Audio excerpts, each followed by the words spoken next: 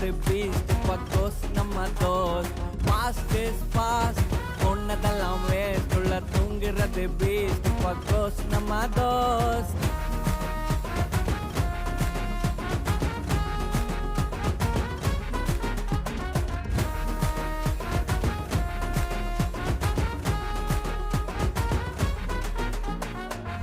கூசுனா